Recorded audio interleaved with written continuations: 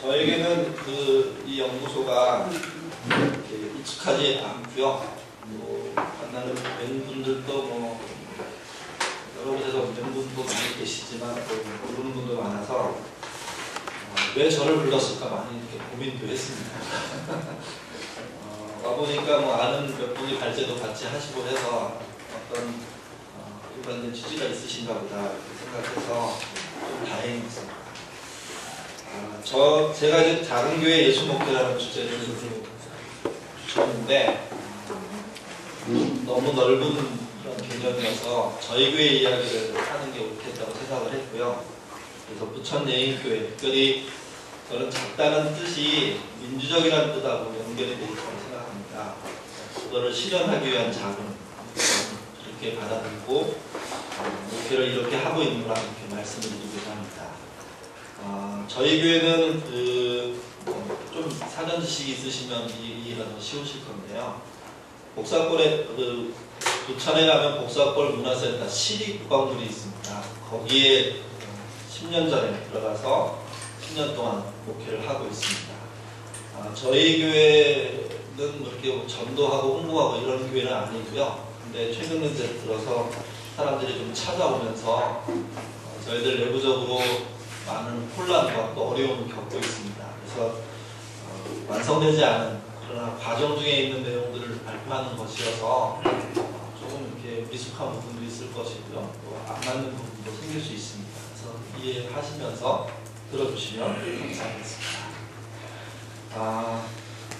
제왕적 권위와 교재 보시면 74페이지입니다. 제왕적 권위와 자발적 격정 읽으면서 설명드리도록 하겠습니다. 2009년 8월 15일 시타인 백보 특집에서 2009년 대한민국 신뢰를 묻는다는 제목의 여론조사가 결과가 실렸습니다. 그 중에 종교에 대한 신뢰도가 천주교가 66%, 불교가 59%, 개신교가 26% 수준으로 나타나는데요. 이 수치는 뭐 그 보도에만 의해서 충격적인 건 아니고요. 계속적으로 기독교가 신뢰를 잊어버리고 있다 하는 면에서 충격적이었습니다. 오마이뉴스에서 시민 기자로 활동하는 백채농 씨가 아무리 기독교라 불러도 한국교회는 망하지 않는다는 기사를 냈는데요. 왜 망하지 않느냐?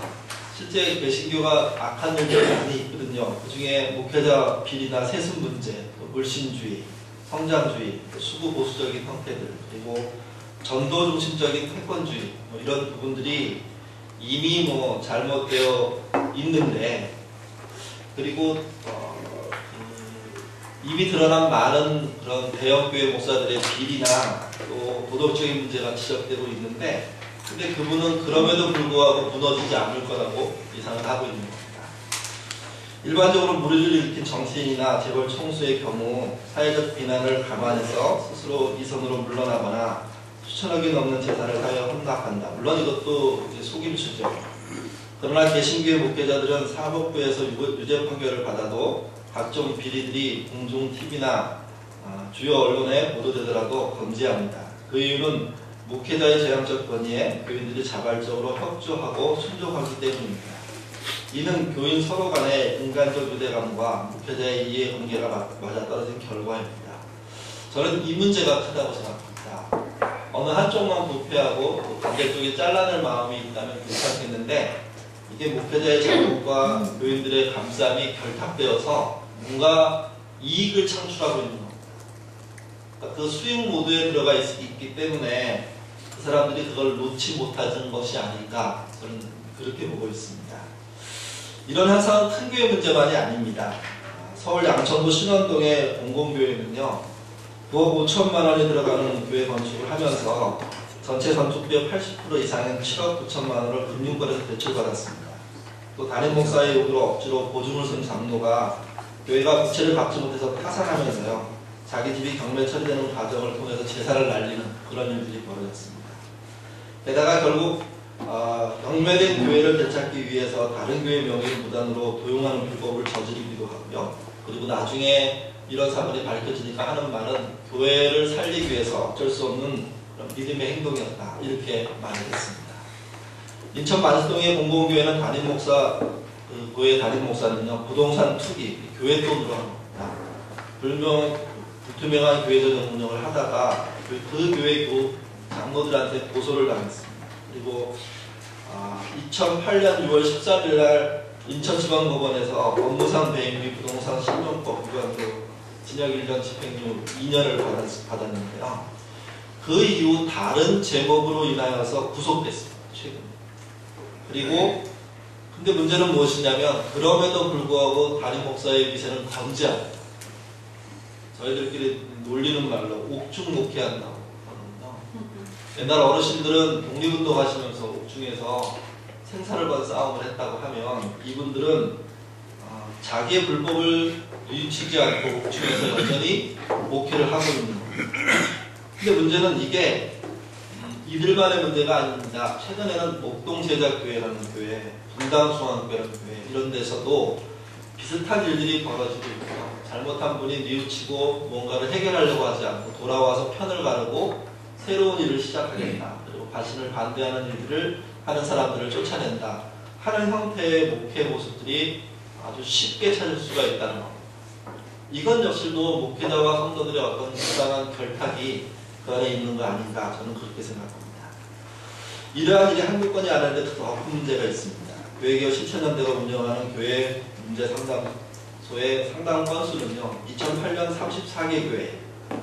한 교회를 상담하려면 최소한 5-6번 만나야 됩니다. 34교회를 상담했다는 이야기는 곱하기 5 정도 하는 수고와 노력들이 필요하고요. 어떤 경우는 그 문제 때문에 고소를 당하기도 하고요. 2009년은 39개 교회, 그리고 2010년은 27개 교회, 2011년 65개 교회로 늘어났습니다. 잠깐 줄어드는 현상을 보여서 좀 소강 상태인가 그랬는데 아니고요. 작년에는 아주 많이 2배로 늘어나면서 이게 더 심각해지고 있지는 않는가 하는 걱정을 하고 있습니다. 한국 개신교회가 5만 교회로 볼 때 숫자상 미비해 보입니다. 근데 이거는 한 교만이 맡은 상담이고요. 실제 많은 상담소에서 접수하는 내용은 훨씬 클 겁니다. 또 하나는 목회자와 교회 문제를 거론하는 것 보면 저주받는다는 사고가 한국 개신교들의 보수층에 많이 있는데 그런 사고 속에서 이 정도의 그런 문제제기가 늘어났다는 것은 골물대로 골문 부분이 훨씬 크고요. 그 문제로 인하여서 앞으로 더 많은 일들이 벌어질 거라는 예측을 하고 있습니다.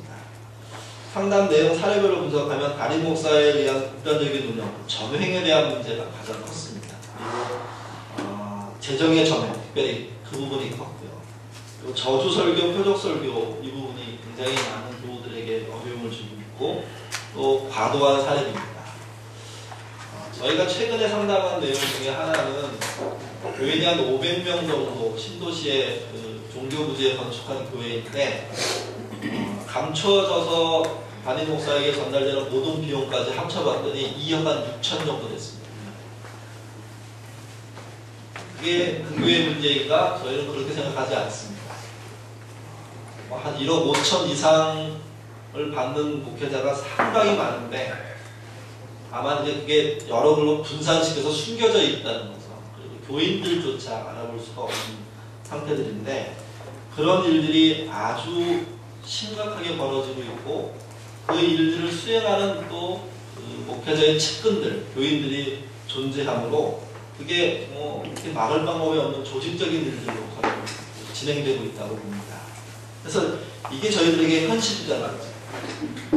이러한 현실을 그대로 바꿔볼 수 없습니다. 정상화시켜야 합니다. 이는 몇몇 목회자나 운동가가 할 수 있는 일이 아닙니다.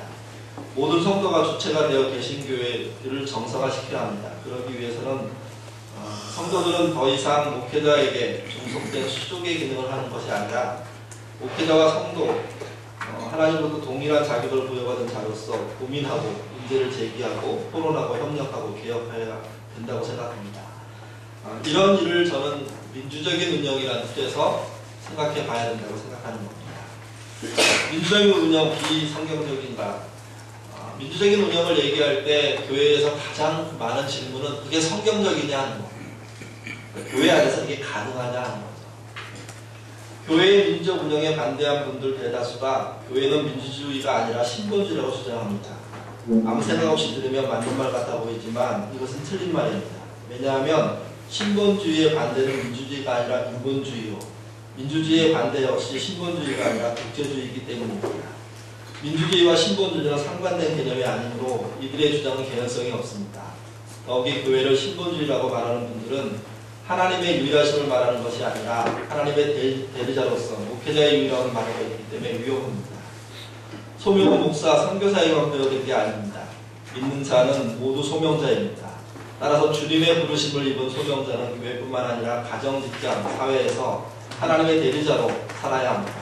목사가 교회와 사회에 복음을 전하고 가르치는 일에 부름을 받았듯이 소명자의 성도는 자신에게 맡겨진 일, 직업과 전공입니다. 를 통해 사회는 물론 교회의 복음을 실현하는 자로 부름받았습니다. 이것을 칼빈은 만인제사장이라고 불렀는데요. 저희는 전신자 제사장주의라는 것으로 바꿔서 부릅니다. 그러니까 모두가 하나님이 부르신 제사장이고 그리고 믿는 자들이 그렇다는 얘기죠. 그래서 거기에 따른 소명 수행이 있어야 된다고 생각을 합니다. 또 다른 주장은 교회 민주적 운영이 비성경적이라는 것입니다. 교회개혁 실천연대 공동대표인 백종욱 교수는 성경은 모든 인간들이 예외 없이 죄의 본성을 가지고 있다고 말하고 있다. 민주주의란 견제와 균형을 원칙으로 삼는 체제이므로 이러한 죄의 본성이 부지불식간에 교회 안에 퍼지는 것을 방지해준다. 리버는 이에 대해 인간은 정의를 행할 수 있는 능력이 있기에 민주주의가 가능하고 불의를 행할 수 있는 가능성이 있기 때문에 민주주의가 필요하다고 설파한 바 있으며 템플은 민주주의는 하나님이 만드신 인간의 본성을 가장 정당하게 다루는 형태의 구조이며 민주 원리는 기독교의 산물이라고 지적하고 있다. 따라서 민주적 교회 운영은 성경적이라고 말했습니다. 그는 이어서 민주적 교회 운영은 현실적인 이유도 충분하다고 말합니다. 한국교회가 과거에 목회자 중심의 권위를 가질 수 있었던 것은 개교회 공동체 내의 목사가 가장 근대적인 교육을 많이 받고 대부분의 일에 가장 많은 지식을 가진 계층이었기 때문이었다. 그러나 이제는 고등교육의 확산으로 말미암아 회중의 수준이 높아졌다. 과거처럼 교회의 특정 지도자가 모든 것을 다 관장할 필요도 없거니와 그랬다가는 도리어 웃음거리가 되기 십상이다. 이렇듯 민주적 교회 운영은 성경 정신을 충분히 반영한 것이며 현실적으로 그 필요가 요청되고 있는 것입니다. 근데 이 이해를 저희 교회 경우에서 보더라도요, 생각보다 이 이해를 갖기까지 오래 걸립니다.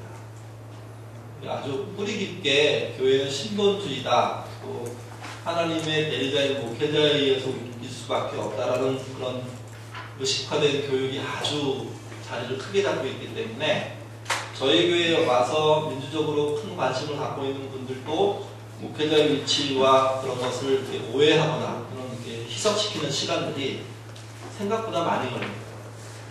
그런데 이런 문제들이 기본적으로 해결이 돼야 교회 민주적이라는 그런 인식들이 자리를 잡을 거라고 예상하고 있습니다. 3번입니다. 잃어버린 민주적 교회 운영. 민주적 교회 운영을 개신교가 한 번도 경험하지 못한 것으로 생각하는 분들이 많이 있습니다. 그래서 조심해야 한다고 생각합니다. 그렇지 않습니다. 민주적 교회 운영은 초기 한국 개신교에서는 매우 자연스러운 일이었습니다. 한화사 장로는 초기 개신교의 특징 중 가장 두드러진 것을 외세에 대항하는 민족주의적 정렬과 CR들이 참정할 수 있는 민주주의 체제를 세우는 노력이었다고 했습니다. 그는 초기 개신교는 민족주의와 민주주의가 처음부터 마찰 없이 함께 만났다는 사실에 주목합니다. 두 이념은 서로 갈등하다는 것이 일반적인 인식입니다. 민족주의는 특수주의요, 민주주의는 보편주의이기 때문입니다. 그런데 초기 개신교에서는 민족주의의 정렬과 민주주의의 열망이 어울려 애국, 애족 사상과 실천운동으로 구현되었습니다. 특히 교회와 미션 스쿨은 민족주의와 민주주의를 가르치는 후면 도장의 역할은 물론이요, 실천의 장이 되었습니다. 그는 초기 개신교가 민주주의를 어떻게 실천했는지에 대해 다음과 같이 설명합니다. 교회 운영 방식 자체가 한국 역사에서 일찍이 볼 수 없었던 민주주의 방식이었습니다. 개체 교회 안에서 보면 일반 교인들과 함께 모이는 공동위회, 제식회, 당회들의 운영에서부터 밑으로부터의 의사와 의지를 반영하는 제도적 장치가 마련되었습니다. 개체교회와 노회 및 총회의 관계에서 서구 의회 민주주의의 형식을 취했습니다. 각 교회 대표와 각 노회 대표가 총회에 참석하여 중요한 의결을 하였던 것입니다. 교회 안의 삶을 통해 민주적 조직 운영을 체험하게 되었습니다. 이러한 교회의 민주적 운영이 결국 한국 사회에 큰 반영을 일으켰는데 그것이 독립협회, 만민운동의 3.1운동, 한글사수운동, 우사지키기운동, 물산장려운동, 교육개명운동, 개몽운동 등입니다. 교회 내부적으로는요, 양반과 노예, 쌍놈이라고 부르죠. 그런 계층의 계급이 타파되는 일들이 벌어졌고요. 남녀평등이 교회를 통해서 실현이 됐고요. 일부 일처제 같은 것을 철폐하는 일들을 교회가 했습니다. 또 아동의 인권보호도 시작이 됐고요. 문맹 대치도 있었고요. 농어촌 문화 증진이나 그런 계몽 활동도 있었고요. 그리고 민주적인 의식이나 가치관을 깊게 교회가 개입해서 국민들에게 전파되는 그런 일들이 벌어졌습니다. 그러나 해방 이후 개신교는 초기 민주적 요소를 상실하고 권위주의적인 이승만 정권을 전폭적으로 지지하고 외래 문화 집수익과 보급에 앞장서고 말았습니다. 최근까지 그렇습니다. 그래서 저희 특히 모여서 얘기할 때 미국 대리점 교회가 있고요. 그 대리점으로부터 물건을 받아가 지역에 보급하는 교회가 있다. 이렇게까지 표시합니다. 근데 그런 것 안에 권위주의라는 잘못된 그런 자리까지 마련해 줘서 아주 심각한 그런 보수화되는 현상들이 나타났죠. 게다가 이견을 이단으로 정죄하는 근본주의 성향이 득세했고 70년대 이후 카리스마적 목회자의 활동으로 양적 성장이 교회의 운동에 초점이 되면서 개신교의 민주적 교회 운영은 실종되고 말았습니다. 보통은 그 교회를 인식할 때 유명한 목사, 교단을 좀 넘어간다고 생각하고요. 유명한 목사, 그리고 유명한 목사와 얼마나 연관이 있느냐 하는 현상들이 나타납니다. 한국에 좋은 영향을 끼쳤다는 오카는 목사님이 이제 돌아가시고 난 다음에 내가 오카는 목사님하고 어떤 연결이 있는지를 보이려고 노력했던 중견 목회자들이 많았습니다. 오카는 목사님이 시작했던 그 한국 한목협이죠. 목회자협의회에 많은 단체들이, 특별히 다른 교단들이 참여를 했는데 그때 그들 안에 있는 목적 중에 하나가 무엇이었냐면 군소교단의 목회자들과 목회자 그룹들이 오카는 목사님과 직접 연결되어 있다는 것을 보여주기 위한 노력으로 그 목회자 협의회에 참여하기 시작하고 그것을 후광을 얻어서 자기 교단 내에서 실제 우리가 내가 얼마나 대한민국에 있는 개신교 안에 주도적인 역할, 중심적인 역할에 있는지를 보이려고 했었습니다. 그러니까 그런 일들이 실제 많이 벌어지고 있는 거죠. 그러니까 이 권위를 하여튼 외부로부터 지원을 받던 내부적으로 생산하던 관계없이 목회자에게 이름 놓으려고 노력하고요. 그런 것을 통해서 민적인 요소들을 다 없애고 있는 것이지 민주주의가 원래 교회와 관련 없던 게 아니라는 겁니다. 한국의 교회, 특별히 개신교는 민주적인 요소들을 많이 갖고 있었고 대한민국의 민주화나 또는 민주적인 운영이나 의회 민주주의나 이런 것들을 다 드러내는데 큰 역할을 했습니다. 근데 실종된 게 저는 상당히 아쉽다고 생각합니다. 이제 네 번째입니다. 그러면 교회적인 민주적인 운영을 어떻게 해야 되느냐 하는 거죠. 그렇다면 교회의 민주적 운영을 어떻게 해야 하겠습니까? 첫 번째 사명 부분입니다. 목회자의 독점 탈피가 저는 필요하다고 생각합니다. 대다수의 교회의 사명은 전적으로 목회자에 의해서 나옵니다. 목회자가 심사숙고해서 올해의 사명을 정하면 그 순간부터 교회는 목회자가 분포한 사명을 성취하기 위한 수단이 되고 성도와 제자는 그 일에 동원됩니다. 물론 탁월한 목회자의 성경적인 식견이 너무나 뛰어난 경우가 있다고 할지라도 개신교 내에서 목회자의 사명 정하기가 너무 일반적입니다. 저는 간혹 아주 뛰어난 사람이 나타나서 시대를 아우르는 어떤 좌표나 이런 것을 제시할 수 있다고 생각합니다. 물론 그게 얼마만큼의 빈도수로 가능한지는 모르겠습니다. 근데 어쩌다가 아주 있을 수 있습니다. 그런 경우가 아니라면 나머지 목회 방향이나 사명에 대한 이야기들은 그렇게 목사 혼자 결정할 일이 아닌데 한국교회에서는 그렇게 돼 있다는 겁니다. 목사님이 연말에 기도원 갔다가 오셔서 2012년도는 이렇게 갑니다 하면 거기에 무슨 말을 할 수가 없습니다. 저는 여기서부터 고쳐야 되는 거죠. 그러니까 목회자가 선견자적인 지식 없는데, 선견자적인 어떤 해안이 없는데, 근데 있는 것처럼 본인의 욕구와 당시 파악한 니드에 쫓아서 교회의 사명을 정하고 그걸 독점하면 민주적인 운영은요 불가능합니다. 그러니까 이 부분부터 저는 시작을 해야 된다고 생각합니다. 이 부분에 대한 토론이 가능한 교회가 돼야 되고요. 그런 교회와 목사와의 관계가 되어야 된다고 생각합니다. 그래서 교회가 가야 될 방향에 대한 독점, 이거부터 해소가 돼야 그 다음에 제도나 일이나 운영에 대한 그런 민주적인 요소들이 생겨나기 시작합니다. 두 번째는요, 하나님의 마음인 성도입니다. 교회의 비전은 하나님으로부터 오는 것이고 말씀을 통해서 온다고 저는 믿습니다. 구체적인 내용, 사명이나 핵심가치, 사역은요 하나님의 마음으로서의 교회에 구성된 성도들로부터 나온다고 생각합니다.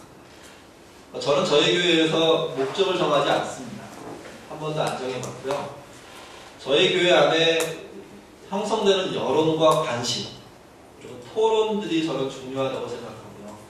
그 토론 중에 몰리는 부분들 또는 중요한 부분들에 대한 것을 제가 찾으려고 애쓰고 그런 것을 다시 이렇게 공론화시키는 작업들을 제가 하고 있습니다. 좀 더 지나면 그것도 안 하려고 생각하고 있는데요. 초기에 모든 걸 맡기면서 하려고 했더니 교우들이 너무 부담스러워 하셔서 점차 줄이고 있는 과정 중에 있습니다. 저희에게는 교우들의 토론이 굉장히 중요합니다. 그들의 관심이 중요합니다. 그들이 이 시대를 향해서 해야 될 일이 중요하다고 생각합니다. 그래서 저는 교회의 사명과 방향은 하나님의 마음으로 표현되는 성도들이고 그 성도들의 토론에 의해서 구체적인 방향들이 정해질 수 있으며 그것을 또 구체적으로 폐기할 수도 있습니다. 그래서 하나님의 마음인 성도들의 마음을 어떻게 교회에 드러내게 하느냐, 저는 그게 민주적인 운영에 매우 중요한 거라고 생각을 합니다. 세 번째는요, 평가와 기준입니다. 교회를 평가하는 것은 하나님께서 하십니다. 그래서 인간의 평가를 미루는 경향이 있습니다. 그러나 이것은 매우 불량한 태도요, 직무 회피입니다. 이 땅에 청지기로 보냄받은 성도는 최종 평가를 하나님께 하실 것을 알기에 그분께 보다 나은 결과를 드리기 위해 최선을 다해야 합니다. 그러기 위해서 유용한 방법이 교회 평가입니다. 평가는 기준이 있어야 하는데 교회의 사명, 핵심가치, 사역 등을 기준으로 삼을 수 있습니다. 세워진 사명, 그리고 세워진 핵심가치, 세워진 사역의 내용들을 가지고 평가해야 됩니다. 평가에서 잘했고 못했고를 판단하기보다는 과정을 평가해야 된다고 생각하고요. 그 과정들의 수고와 노력이 있었다면 결과가 설령 기대 이하라고 하더라도 받아들이고 수용하는 모함이 안 되면 저는 교회가 안 된다고 생각합니다. 이런 일을 할 때 제일 중요한 걸 저희가 이제 그 10년 동안 제가 하면서 느낀 거는 왜곡된 여론을 어떻게 밝혀내느냐, 또는 옳은 여론, 모두가 인정하고 함께 가려고 생각하면서도 성경을 떠나지 않는 여론을 어떻게 찾아내는 거. 그래서 저희는 그 여론의 객관화 또는 여론을 공포하는 과정들의 노력들이 교회적으로 필요하고요.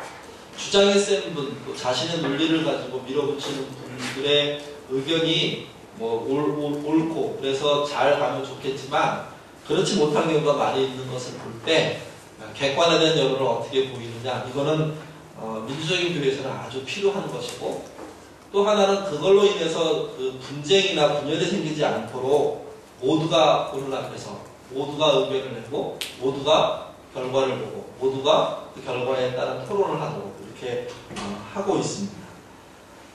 목표를 세우는 일도 그렇고요. 그리고 의견 수렴하는 것도 저희는 그렇게 합니다. 저희가 이제 그냥 저희도 고민 중에 하나 어느 분이 가르쳐 주신 건데, 저희 교회가 육장님이 저희를 초대하셨을 때 작은 교회라는 이름을 써서 사실 저는 안 와야 되겠다고 생각했는데, 왜 그러냐면 저희 교회가 350명 정도 되거든요. 이게 큰 사이즈라고 말해야 될지 작은 사이즈라고 말해야 될지 잘 제가 모르겠더라고요. 그래서 작은 교회면 가야 되나 말아야 되나. 근데 나중에 설명을 드리겠지만 저희 교회 내부적으로 들어가면 작은 교회를 지향하고 있습니다. 그래서 뭐 괜찮겠다 하고 왔는데 저는 그런 공동체의 의견 수렴을 객관화하는 방식들을 교회가 가져야 된다고 생각합니다. 저희는 이제 어떻게 하냐면요. 중요한 이슈나 아니면 연말이나 가서 전체 교인들이 교회에 대한 부정적인 의견 5개, 긍정적인 의견 5개를 내게 합니다. 전부 자신들이 직접 기록합니다. 그리고 이런 방 같은 데다가 우리 물론 이제 크게 모여야 되겠지만 다 모인 상태로 전부 붙입니다. 종류별로. 그래서 실제 본인의 의견이 전체 의견에 어디에 있는지를 같이 공유하고요.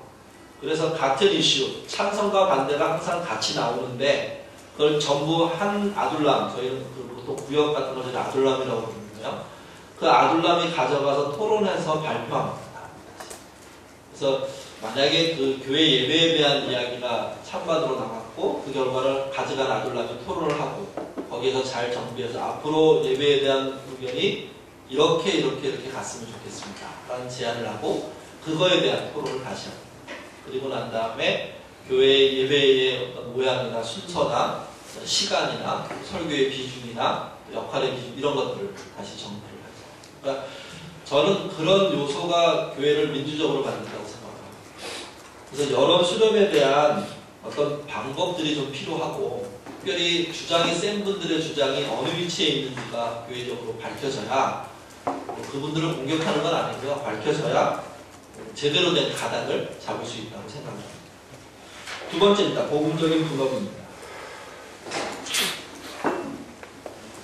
보수적인 교회는 저희 교회, 물론 저희 교회는 보수적인 교회에서는 매우 진보적인 교회라고 얘기하는데 형님교회나 이런 교회의 경우는 그렇지가 못하죠. 근데 저희 교회에 왔을 때 오는 분들이나 새로 믿는 분들의 가장 큰 어려운 점 중에 하나가 직분에 대한 이해가 보수교회를 중심으로 아주 강력하게 형성이 되어 있기 때문에 그거를 어떻게 뒤집어서 이해시키는 게 쉽지가 않습니다.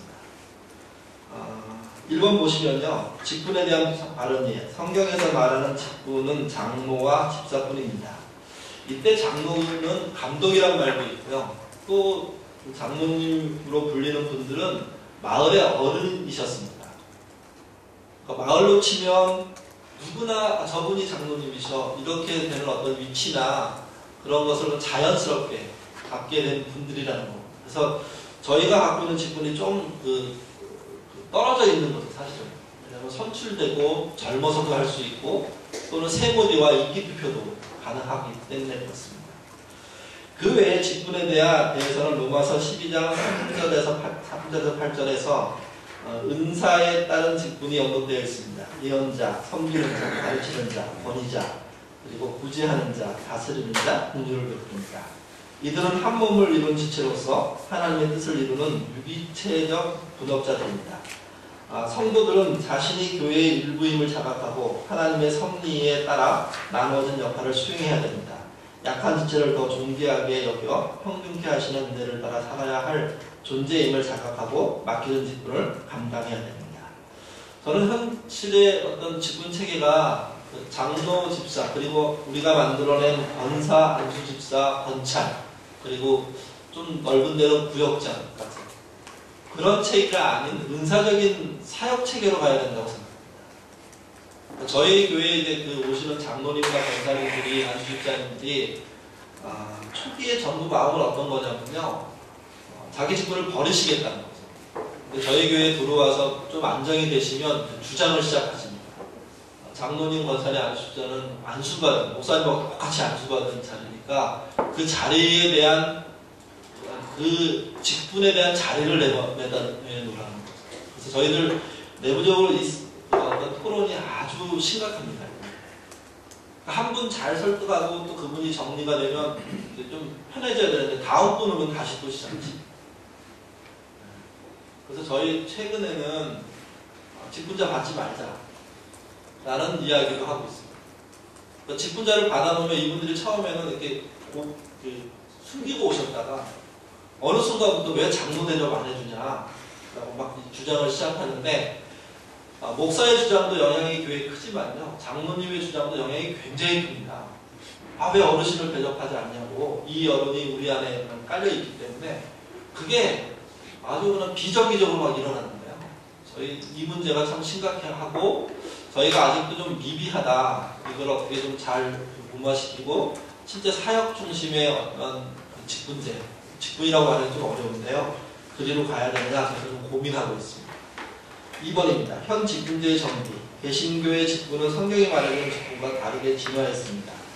목사, 장로, 권사, 안수집사, 서류집사, 권찰, 부역자 다양한 직분이 생겨났습니다. 이렇게 성경에서 언급하지 않은 직분을 필요에 따라 만들고 오히려 성경에 언급한 은사에 따른 직분을 약화시키는 것은 개신교의 큰 잘못입니다. 따라서 민주적 교회 운영을 위해 성경적 직분으로 돌아가 성도가 자신의 받은 은사대로 사역할 때 교회는 수평적인 관계를 회복할 수 있습니다. 구조적으로는 특별히 장로님, 안수집사님, 권사님 부분을 해결해야 합니다. 3번 집중된 교회의 권력의 분리. 교회 권력의 분리를 위해서는 목회 행정 그리고 사역의 독립이 필요합니다. 물론 유기적인 독립을 말하는 겁니다. 지켜지는 독립이 있고 함께 일하는 게 있어야 되겠죠. 그동안 대부분의 교회는 새 영역을 목회자 또는 당회가 독점했습니다. 교회의 모든 문제가 목회자와 당회를 통해 양산된 것은 너무도 당연한 일입니다. 목회자는 목사와 장로를 중심으로 설교, 성경 공부, 신방, 예배 인도, 의식 등 행정은 운영위원회를 중심으로 교회의 모든 행정과 사역 보조, 의견 수렴, 재정 운영 사역은 각 담당자 그룹에서 담당하는 이게 이제 은사적인 담당인 겁니다. 저희 교회가 이 부분에 대한 고민이 초기에 많이 있었고요. 어떻게 하면 목회자에게 집중된 힘을 빼느냐라는 것을 놓고 많이 생각하면서 몇 가지를 했는데요. 그 중에 하나가 목회자 임기제를 해서 저는 10년 차 하고 있는데 6년 끝내고 난 다음에 신임 투표를 했습니다. 붙을 거라고 믿었는데요. 그리고 확신했는데 떨리더라고요. 상당히 저희 식구들한테 교회 오지 마시고 어디 가 계시라고. 저희 식구들은 전부 이제 저희 친구 시골 교회에 가서 하루를 보내고 있는데 11시 예배 드릴 때까지는 괜찮았어요. 거기 가서 가족 특송도 하고 너무 행복했는데 점심 먹을 때 딱 되니까 이거 투표할 시간이에요. 준비하는 과정 제가 약간 엿들었는데 성관위에서 무슨 투표소를 빌려다가 그게 성주마윈 명부를 만들고 막 이러시는데 그게 갑자기 막 기억나면서 너무 불안한 거예요. 떨어질까 이런 생각도 들기도 했고요. 반대로 붙으면 몇 %로 붙을까. 더 이상한 건요. 전화를 걸어볼 수가 없어요. 제가 경북에 있었는데 전화를 받다가 누구한테 걸으면 그분이 또 어떻게 생각할까 고민하다가 모르겠다 하고 내려놨는데 참 두려운 일이었습니다. 물론 뭐 붙어서 지금도 하고 있지만 해보니까 제 목회에 대한 재평가를 제가 스스로 할 수 있어서 저한테는 도움이 무지 컸습니다. 또 하나는 운영위원회입니다. 저희는 7명의 운영위원을 해마다 선출하고요. 2년 지나고 난 다음에 꼭 쉬게 합니다. 그래서 저희 교회가 11기 운영위원이 출발되어 있는데 길게 아주 5년, 6년, 7년씩 한 분들은 아무도 없습니다. 3번 한 분들이 좀 있고요. 4번에 한 분이가 계신데 그분은 지금 물러나 있는 상태입니다. 그러니까 해마다 선출합니다. 직분과 관계가 없습니다. 그 장로님을 당연직으로 넣어주자 하는 의견이 없는 건 아닌데 그랬을 때 당회랑 뭐가 차이가 생기겠느냐 하는 의문이 있고 또 하나는 저는 운영위원회에 참석을 하는데 의결권은 없습니다. 의결권을 제가 만들지를 않았습니다. 초기 그 운영위원회를 만들 때 목사가 설교권을 갖고 있고 신방도 하는 데다가 의결까지 다 밀어붙여서 하는 건 문제가 있다 해서 사실은 그 중에 더 많은 걸 내려놓고 싶고 내려놓고 있지만 지금은 그 당시로 초기에 가서는 의결권 자체를 제가 빼고요. 저 빠진 상태에서 운영위원회가 가능하도록 초기 구성을 했습니다. 그래서 지금 월에 저희 운영위원들은 주마다 모이거든요. 한 30분씩 계속 모이는데 그리고 월에 한 번 정기 운영회를 합니다. 그때만 제가 참석합니다. 그리고 저는 목회 보고만 합니다. 교회 전반적인 행정이나 이런 부분에 대한 보고는 운영위원회 서기가 담당합니다. 그래서 운영위원회를 통해서 저희가 진행을 했던 게 권력의 집중을 이렇게 막았던 좋은 방법이라고 생각하고요. 또 그것을 감사가 1년에 두세 번 평가하게 되어 있습니다. 마지막으로 사역의 독립인데요. 저희 교회는 사역의 이름 중에 독립사역이라는 게 있습니다. 상징적인 의미가 있는 건데 일반 사역과 교육 사역과 독립 사역으로 나눠져 있는 사역 중에 독립 사역이 저희 사역의 형태를 대표합니다. 계획 수립의 독립이고요, 집행의 독립입니다. 예산이 독립되어 있습니다. 평가의 독립입니다.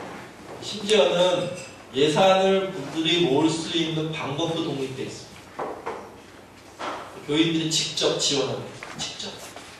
그래서 저희 안에 그 대외 협력, 그러니까 교회 개혁과 관련된 연구 활동, 그 다음에 나눔, 구제와 관련된 이야기들, 선교, 이런 부분들은 독립사역이라고 해서 그분들과 그 팀들이 계획을 수립하고요.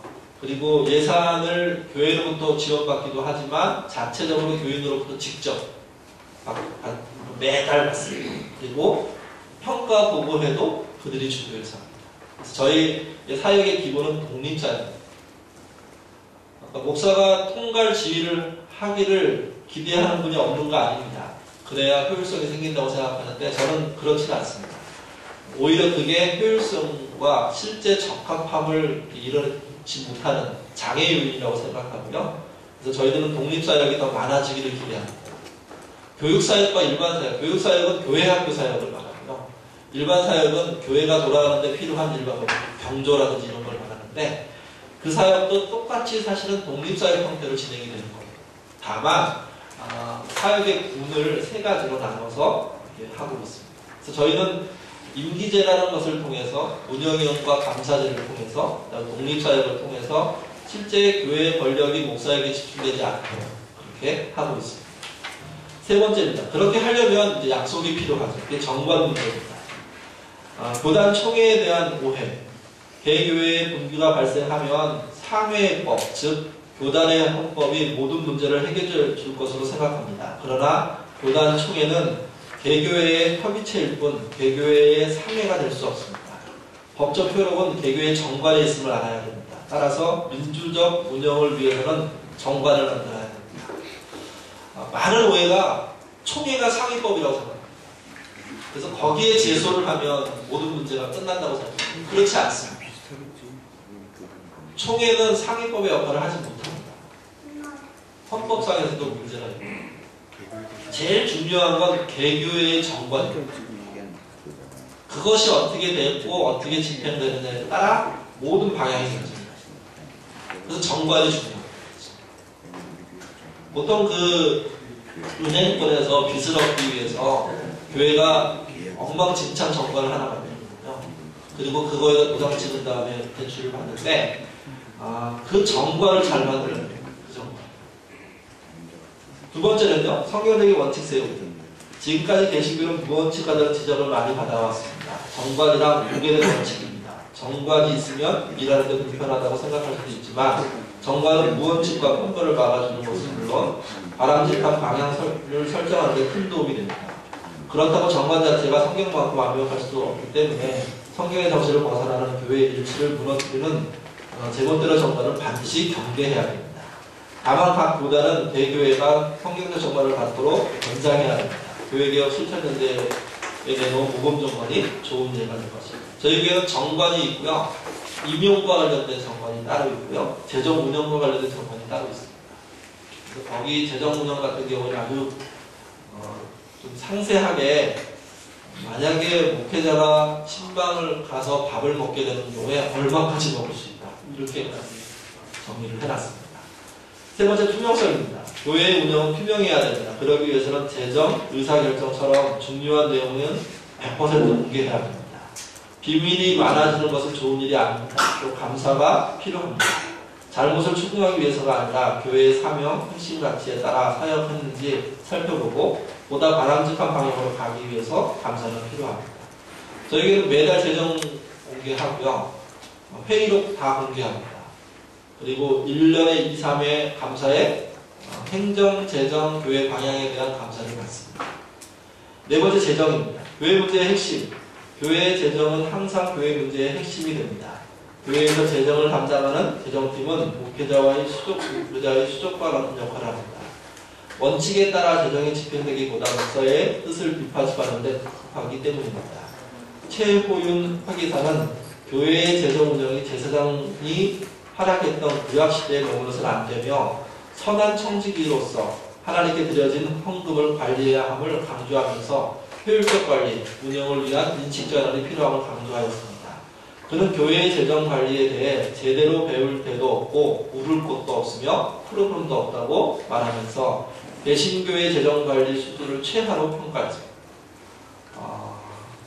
그 회계사님은요, 교회의 부실이 여기서부터 온다고 얘기하시더라고요. 물론 이제 그분이 숫자에 밝은 분이기 때문에 그분은 그 장부를 이렇게 보면 교회가 잘못됐다, 괜찮다, 잘 가고 있다, 그냥 평가할 수 있다고 얘기합니다. 아마 우리 안에서도 그걸 쉽게 할 수 있을 거라고 생각합니다. 두 번째입니다. 재정관리 원칙. 기준실에서 제공하는 교회 재정관리 10대 원칙은 교회가 재정 운영을 하기 위해서는 얼마나 많은 노력이 필요한지를 보여줍니다. 밑에 각 주의 17번에 보면 10대 원칙이 써 있습니다. 한번 참고해 보시면 좋을 것 같고요. 그만큼 신경 써야 할 분야임을 보여주는 것입니다. 시민사회운동을 하는 운동가가 재정이 투명하지 못하면 그가 이룬 모든 결실이 치명타를 입듯이 교회 역시 재정 운영을 잘못하면 하나님의 뜻을 따라 세상을 위해 하는 모든 일이 오히려 불명예가 되고 말 것입니다. 사회적 분단. 국가는 국민의 세금으로 운영됩니다. 그래서 세금을 국민의 의무로 정하고 있습니다. 교회는 구제 봉사를 통해 사회에 적극적으로 사랑을 실천하는 것은 물론 소극적인 측면에서 교육자 및 유급 직원에게 지급하는 소득에 발생하는 소득세 및 사회보험 부담금을 납부해야 합니다. 시민으로서의 역할을 기본적으로 교회 직원들이 하고 있지 않다는 게 저는 신기합니다. 그걸 또 교회가 편리상 그냥 묵과하고 있는 것도 큰 문제라고 생각합니다. 다섯 번째입니다. 소통입니다. 소통이 안 되는 교회. 교회 문제는 직분과 정관의 문제이지만 보다 근본적으로는 서로 소통할 줄 모르는 것에서부터 기인합니다. 소통 안 되는 교회가 되는 것은 몇몇의 일방적인 발언 때문입니다. 따라서 교회의 민주적 운영은 소통할 줄 아는 열린 마음부터 시작합니다. 열린 마음이란 나 이외의 다른 사람들로도 하나님의 은혜로 구원받았고 하나님의 인도하심을 받고 있음을 인정하는 것입니다. 소통이 되기 위해서는 나의 발언도 중요하지만 그보다 더 중요한 것은 다른 의견을 듣고자 하는 마음입니다. 소통의 장. 복음의 분업으로 목회, 행정, 사역, 감사가 독립되어 있고 정관을 갖고 있더라도 소통이 원활하지 못하면 교회의 민주적 운영은 어렵습니다. 따라서 소통을 위한 장치가 필요합니다. 민주적 운영을 위해서는 교인총회, 운영위원회, 직원회, 저희는 사역보고회라고 부르는데요. 사역별 모임과 같은 소통 방법을 갖고 있어야 됩니다. 뿐만 아니라 구역과 같은 작은 모임까지도 민주적인 소통의 장이 됩니다. 저희 교회는 중요한 이슈는 전부 구역, 저희가 아둘람이라고 부르는데 아둘람에서 논의 절차를 거쳐서 올라옵니다. 만약 저희가 이제 작년 한 해 동안 포스트 예인이라고 해서 10주년이 되는 예인교회를 어떻게 우리가 운영할까 하는 문제를 가지고 논의를 할 때 운영위원회가 논의를 시작을 하고요. 그 운영위원회 안에서 포스트 예인이라는 팀을 만들어서 초기 멤버, 그 다음에 중간에 오신 분들, 그리고 최근에 온 분들이 합쳐진 그런 토의 그룹을 만들었습니다. 그리고 거기서 교회에 대한 문제를 얘기할 때 중요하게 생각해야 될 두 가지 문제를 뽑았어요. 하나는 교제였고요. 안 되는 거. 그다음 나눔 잘 되는 거를 그 아둘람이 토론에 붙여서 의견 수렴들을 해서 방향을 결정을 했습니다. 그리고 교제는 결론이 나기를 지금 정도의 교제가 적절한 것 같다. 결론이 나서 포럼으로 안 가고요. 나눔은 지금보다 훨씬 더 능률적으로 하기 위한 방법이 필요하다 해서 교회 내에 14명의 사회복지사들이 모이고 그 중에 4명이 다시 모여서 저희 겨울 수련회 때 아주 중요한 시간대 나눔 포럼을 했어요. 그리고 그분들이 예인교회가 나눔을 하기 위한 방향을 이렇게 제시한다, 제안드렸고요. 그것에 대한 것을 그 사역들이 반영하고 교회가 반영을 하는 거죠. 그래서 그런 소통의 장들이 교회 내에 살아있지 못하고 또 그 오래 걸리는 시간을 좀 불편해하고 생략해버린다면 그러면 나머지 일들이 잘 안 된다는 거예요. 결국 목회자 중심으로 가게 되는 거죠. 6번째입니다. 교육입니다. 민주적 교회 운영을 위해서는 앞에서 말한 요소들이 분명히 필요합니다. 그러나 교인들이 이해하지 못한다면 그것은 무용지물입니다. 그래서 무엇보다도 사명, 복음적인 분업, 정관, 재정, 소통을 이해하기 위한 교육이 반드시 필요합니다. 저는 저희 교회를 이렇게 시작하면서 저희 교인들은 민주적인 거라고 기대했어요. 아니셨습니다. 사고는 민주적이시고요. 생활은 보수적이시고요. 이게 이제 괴리가 교회에서 드러나는 겁니다. 가정은 비민주적으로 운영하는 아버지가 교회 와서는 너무 민주적인 이야기를 하시는 거예요. 그러니까 애들이 교회를 안 나와요. 우리 아빠가 이상하다고 집에서 하시는 것처럼 하셔야 되는데. 그래서 처음에는 저도 이해를 못했는데 비민주적인 교인들이 민주적인 교회를 하려고 하니까 몸살이 나더라고요. 아주 몸살이 심했어요. 오래. 그리고 저희 교회 이제 새로 이렇게 좋다고 찾아와서 등록하는 분들 중에 몸살을 겪는 분들이 있습니다. 저희가 손을 댈 방법이 없어서 뭐라고 얘기하냐면 2년 기다리시면 된다. 이렇게 표현하는데요. 한 2년 몸살안리를 하셔야지만 민주적이라는 의견이 무엇인지 조금 이해해요. 이거 그래서 교육이 좀 필요한데요. 교육으로 얼마큼 될 수 있는지는 잘 모르겠습니다. 그러니까 생각보다 잘 안 돼요. 5번입니다. 부천예인교회. 짧게 소개하고 마치겠습니다. 부천예인교회는 성도들의 자발적인 모임을 시작해서 2000년 7월 20일 날 설립됐습니다. 저희 교회 모토는요. 비전은 하나님으로부터, 운영은 민주적으로, 소유는 최소화, 나눔은 최대한입니다. 좀 이따가 설명을 드리겠습니다. 저희는 4가지 방향을 갖고 있는데 아둘람 같은 도시공동체, 아둘람은 피난처라는 뜻입니다. 저는 공동체가 도시에 있어야 된다고 생각합니다. 한국적인 상황에서. 그래서 저희 교회의 아둘람들을 도시공동체로서 가는 것을 위해서 노력하고 있고요. 성도 중심의 민주적인 운영. 회중목회랑 많이 비슷하다고 생각합니다. 근데 회중목회는 목회자의 아주 단독적인 카리스마가 실제 아주 많이 통하고, 우리나라에서 많이 통하거든요. 근데 그거랑 차이가 좀 있습니다. 최소한의 소유, 최대한의 나눔입니다. 그리고 한국교회 건강성을 위한 노력들을 합니다. 저의 목회 형태를 좀 설명해보면, 저는 주도형으로 훈련받았습니다. 고교육자 9년 했는데요. 첫 교회에 가서 시작해가지고, 교회 수석 부목사까지 하는 기간 동안 9년 동안 아주 주도적인 목회를 훈련받았습니다. 그리고 저희 예인교회를 시작하면서는 초기에 제가 오래 있을 생각이 아니어서 잘 모양을 만들어 놓고 저는 공부하러 가자 이 정도 생각했는데 10년을 앉게 됐거든요. 근데 그 초기 마음이 잘 운영한다는 게 그러면 무엇일까? 내가 떠났을 때 목회적인 역량 때문에 교회가 흔들리면 될까 하는 생각 때문에 방임적이라는 태도를 취했습니다. 이게 저의 목회, 지금 교회의 시작입니다. 그래서 굳이 저의 목회 형태를 예인교회에서 표현하면 방임적입니다. 기다리고 된 결과를 제가 수행하는 그런 모습을 갖고 있습니다. 방임적인 목회 형태를 얘기하면 무책임하다고 얘기하는데요. 아니요. 저는 초기에는 무책임한 면이 있었는데 지금은 그렇지 않습니다. 물론 이제 뭐 다르게 제가 이 교회에 계속 있을지 아닐지 그거는 정확하게 결정하는 대상이 없지만 분명한 사실은 있는 한 끝까지 책임지고 그 책임을 제가 다 떠안을 용의도 있고 그렇게 하려고 합니다. 저희 교회가 출발하게 됐던 배경 잠깐 설명을 드리면요. 제가 목사로 있을 때 저희 교회에 이런 일이 있었습니다. 그 교회는 그 당시 한 300명 정도 된다고 해요. 한 해에 200명 이상이 등록을 해요. 근데 연말에 가면 320명 정도밖에 안 돼요. 그러니까 180명이 사라지는 일이 벌어집니다. 근데 그게 한 해가 아니라 계속해서 발생합니다.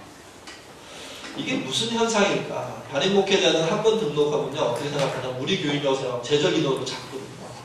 300명 당시에 1200명이에요, 담임 목사님 제가. 근데 실제로 300명밖에 안 나와요. 그래서 그것 때문에 의견 충돌도 있고, 그것 때문에 때로는 어이없는 욕도 먹고 하면서 도대체 이런 현상이 왜 벌어질까 하면서 뭘 했냐면, 그 신도시 일대에 새로 건물을 지어서 종교부지에 들어온 교회들을 16개가 제가 체크를 했는데요. 1년 동안 주보나 인터넷이나 모든 자료를 수집한 거예요. 도대체 어떤 일이 벌어지고 있는지 보려고. 그랬더니 나온 게 뭐였냐면, 교인들이 전세 주기를 중심으로, 2년 전세 주기를 중심으로 흐르고 있는데, 그 흐르고 있는 텀이 굉장히 짧다는 거예요. 어느 정도까지 하냐면, 교회에 등록을 해요. 그리고 이제 환영을 받아요. 지역 목사의 신방을 받아요. 그 다음에 꼭 요구를 해요. 담임 목사 신방하게 해달라. 담임 목사가 와서 그게 하는데 한 2달 걸리거든요. 그러고 난 다음에 뭘 하냐면 받을까 말까를 결정합니다. 이게 10년 전 일입니다. 10년 전. 그래서 여기서 이게 그러면 옮기는 거죠. 그러면서 이제 뭘 하냐면 첫 번째 좋은 목사를 찾습니다. 아주 그냥 그 교인의 말대로 사고 안 치는 목사를 찾는 거예요. 두 번째는요, 편리한 교회를 찾습니다. 책임 안 지고 들어가요. 건물을 지었다는 것 자체가요, 건물 짓고 사람이 온다는 게 무엇이냐면 책임지고 싶지 않은 사람들이 모이기 시작하는 겁니다. 세 번째가요, 교육하기 좋은 교회를 찾습니다. 아이들 교육. 간혹 이런 후방하는데 우리 교회는 교회 학교를 잘하고 있다고 막 선전하고 싶은 분들이 계시거든요. 근데 저는 그게 교인들이 교회를 찾을 때 가장 마지막 필요입니다. 요구사항. 그러니까 우리 만약에 교회를 선택했을 때 교육을 잘해서 왔어요. 그러면 기대치는 바닥이라는 겁니다. 바닥. 어른들은 교육만이라도 해야 되겠다는 겁니다. 교육도 하겠다는 뜻이 아니에요. 그리고 네 번째가 건강한 교회였습니다. 그러니까 이걸 종합으로 볼 때 교인들이 흐르고 이미 10년 전에 흐르기 시작했는데, 물론 그 전도 훨씬 더 있었던 일 같아요. 근데 그들이 좋은 목사, 편리한 교회, 교육 잘하는 교회, 건강한 교회를 찾기 위한 움직임을 이미 그때부터 하고 있었다. 그러면서 전세주기와 함께 어우러지는 교회의 흐름들이, 저희는 중동인데요. 부천 중동인데 그 중동 전역에서 벌어지고 있었던 겁니다. 왜 제가 중동이라고 말씀드리냐면 저희 교인들이 들으면 안 됩니다. 중동이 새로 생긴 신도시 중에 가장 약한 도시입니다. 부천분들 계시는데 죄송합니다. 가장 약한 도시입니다. 무슨 얘기냐면요, 중동에서 그런 현상이 일어나고 있다면 다른 데는 더 크게 일어납니다. 그러면서 제가 한 사건을 경험했는데, 교회가 싫어서 이사가는 분을 만나게 됐습니다. 저희 교인이었습니다. 저희 지인. 그리고 그분을 이야기를 쭉 들으면서 교회가 싫어서 비자원을 하는 분인데 그 생업까지 옮겨버린 분을 제가 만나면서 이럴 수 있을까라고 생각했는데 이럴 수 있는 거예요. 그리고 나중에 그분은 교회를 안 나가고 있었습니다.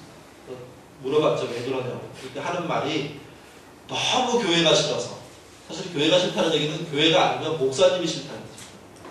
싫어서 이사 왔고, 그 다음에 정말 좋은 목사님이 있는지 찾고 있는데 못 찾았다는 거예요. 그런 현상이 일어나고 있으면서 그 안에 교인의 익명화가 일어나고 있습니다.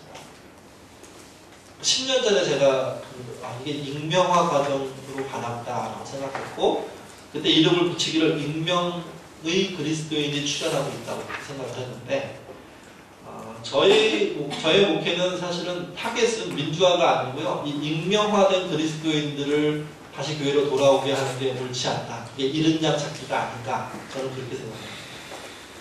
그러면서 저희 그 안에 사건이 하나 벌어졌는데, 그 교회 담임 목사님이 성추행한 사건이 벌어져서 교회가 와야 되버렸습니다.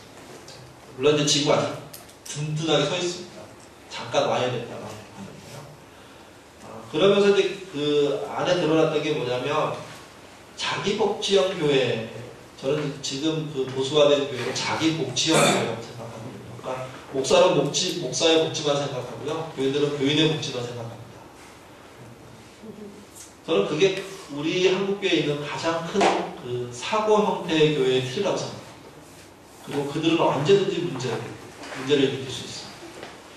저희 교회는 평범한 성도들의 모임으로 출발을 해서 제가 가면서 이제 신학교부터 갖고 있었던 목회 개혁적인 일부들을 민주적인 방식이라는 틀 안에서 다시 세운 그런 교회고요. 저희 교회 모토는 비전을 하나님으로부터란 말은요, 목사가 기준이 아니라 말씀이 기준이라는 뜻입니다.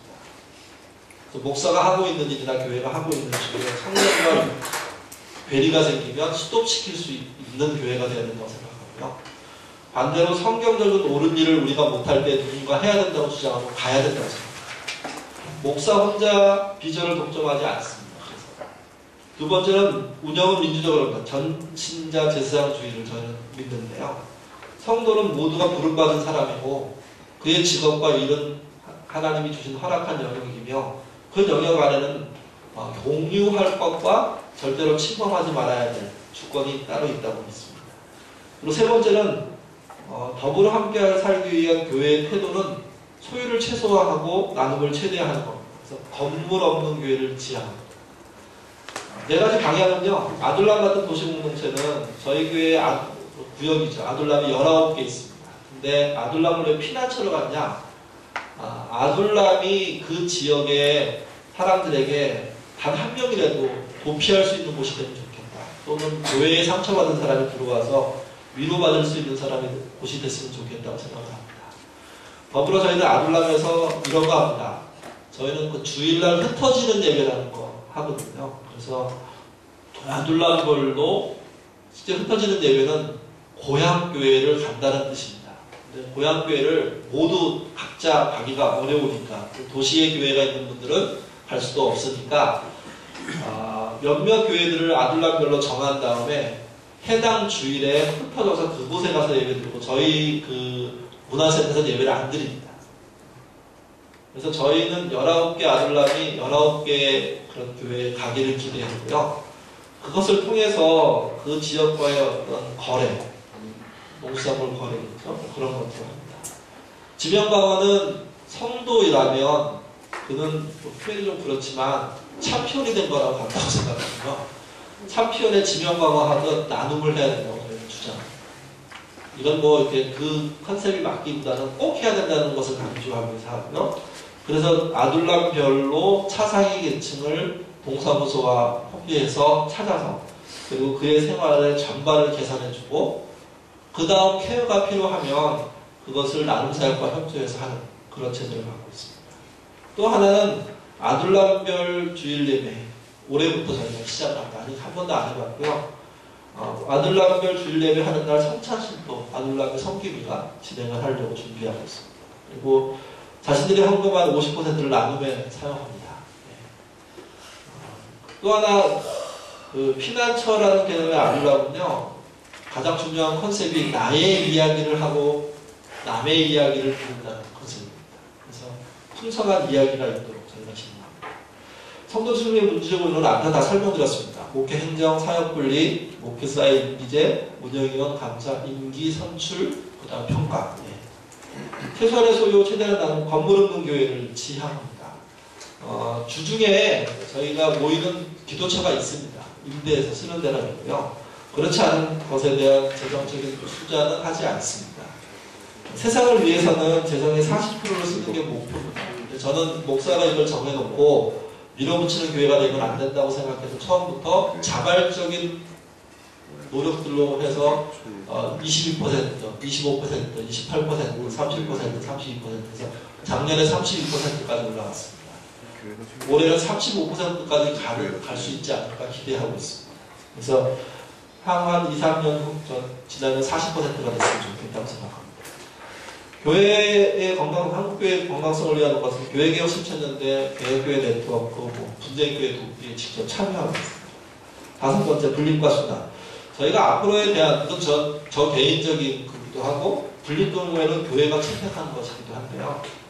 분립과 수단 목회가 앞으로의 저희 교회가 세워야 될 저희 교회로서의 대안이 아닐까 생각해서 저희 교회는 250명이 지난주로 됐거든요. 이미 임명된 8명의 분립위원들이 분립 추진에 들어갑니다. 그래서 가까운 지역에 교회를 하나 설립하고 기대하기는 두 교회가 완전히 독립된 다른 교회가 아니라 함께 가는 운영위원 체제를 그러나 목사는 양쪽에 둘이 있는 그런 체제로 가려고 생각을 하고요. 특별히 사역면에서 함께 일을 하다가 어느 시점에 두 교회가 또 하나의 교회로 분립을 해서 세 교회가 되도록 노력을 할 겁니다. 그리고 그들 안에 순환 목회라는 것을 시작할 가능성이 높습니다. 순환 목회는 왜 필요하냐면 목사의 그런 집중된 권력이 목사가 이동하는 말미암아 그나마 갖고 있는 것들에도 좀 내려놓게 되도록 하고 싶어서 저희들 안에 논의 중에 있습니다. 예, 이상.